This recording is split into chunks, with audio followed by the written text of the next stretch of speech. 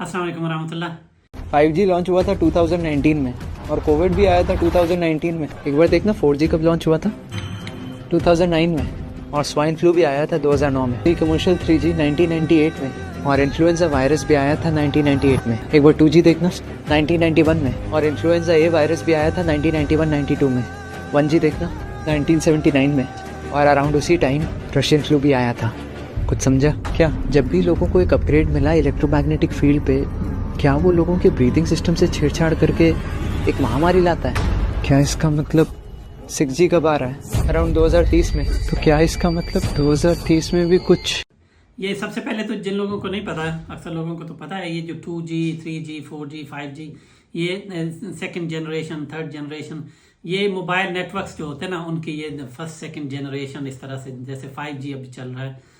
तो ये कहना ये चाह रहे हैं कि जब भी कोई नया न्यू जनरेशन आती है ना इसकी नेटवर्क्स की, तो ये वायरसेस फैलना शुरू हो जाते हैं। तो इसका कोई आपस में या तो जोड़ है वैसे ही कुदरती तौर पे, या फिर ये कोई ना कोई ये मैनिपुलेट करता है इन चीज़ों को और वो वायरस को फैलाता है। तो देख लेते हैं एक एक करके। ये कह रहे हैं जी 5G जो है ना, वो 5G लॉन्च हुआ था, कमर्शियल लॉन्च हुआ था अप्रैल 2019 में, 2019 अप्रैल में।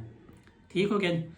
फिर जो पेंडेमिक है, जो कोविड का पेंडेमिक था, कोविड-19 उसको इसीलिए कहते हैं कि 2019 में आया था। तो ये WHO को ऑफिशियली जो रिपोर्ट हुआ था वो दिसंबर 2019 में, बल्कि एग्जैक्टली 31 दिसंबर को, यानी आखिरी दिन था 2019 का। तो अगर हम इस तरह से देखें तो इसका मतलब ये है कि अप्रैल से लेकर दिसंबर तक 8 महीने लगे, यानी जब नेटवर्क लॉन्च हुआ तो 8 महीने के बाद ये पेंडेमिक शुरू हुआ। फिर देखते हैं कि 4G में क्या हुआ। तो 4G जो आया था, 4G आया था 2009 के दिसंबर में। ठीक हो गया जी।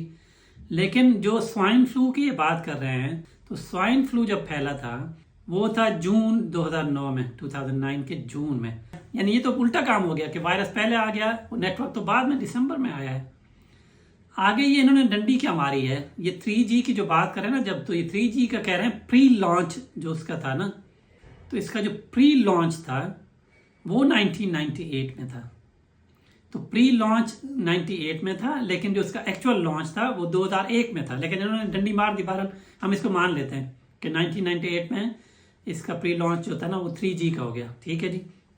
फिर ये कह रहे हैं कि कौन सा फिर हुआ क्या? ये कह रहे हैं जी उस वक्त इन्फ्लुएंजा वायरस आया था। इन्फ्लुएंजा वायरस, ये आप देख रहे हैं अपडेट है, ये अमेरिका में MMWR एक रिपोर्ट होती है जो हर हफ्ते पब्लिश होती है, एवरी वीक। तो ये वीकली रिपोर्ट होती है और ये होती है अपडेट। अब अपडेट का मतलब ये है कि अभी क्या हो रहा है, फ्लू के बारे में क्या हो रहा है, TB के बारे में क्या हो रहा है, यरकान के बारे में क्या हो रहा है, हेपेटाइटिस के बारे में, तो अपडेट होती है। इन्फ्लुएंजा तो 1918 में पेंडेमिक हुआ था सबसे पहले, जो फ्लू का हुआ था, जो इन्फ्लुएंजा ए का, वो 1918 में हुआ था। तो इन्फ्लुएंजा तो 1918 से है, तो ये 1998 में कह रहे हैं जी इन्फ्लुएंजा आ गया था। अच्छा, ये 2G में भी यही बात कर रहे हैं ये कि जी ये इन्फ्लुएंजा ए आया था। और इन्फ्लुएंजा ए का इन्होंने क्या किया, ये वही इन्फ्लुएंजा ए की इन्होंने वीकली रिपोर्ट निकाल ली उस डेट की, और वो भी अपडेट लिखी हुई है। तो अपडेट का मतलब फिर वही है। अच्छा, दूसरा लतीफ़ा क्या है कि इन्फ्लुएंजा ए तो पहले आ गया और इन्फ्लुएंजा बाद में आया, यानी बच्चा पहले पैदा हो गया और बाप बाद में पैदा हुआ है। इन्फ्लुएंजा ए वो तो इन्फ्लुएंजा की एक टाइप है ना, जो इन्फ्लुएंजा होता है ना, जो फ्लू होता है उसकी टाइप्स होती हैं A B। तो अब ये कह रहे हैं कि इन्फ्लुएंजा ए जो है ना वो तो पहले आ गया था और इन्फ्लुएंजा जो है ना वो 1998 में आया है। तो ये भी बहुत बड़ा लतीफ़ा है। ये भी वही बात है कि रशियन फ्लू स्टार्ट हुआ 1977 में और 79 में ख़त्म हुआ, और 1G नेटवर्क आया 1979 में। तो उस वक्त तो 2 साल रशियन फ्लू को हो चुके थे जब 1G नेटवर्क आया। ना ये डेट्स ठीक हैं और ना ही इनकी इंफॉर्मेशन ठीक है।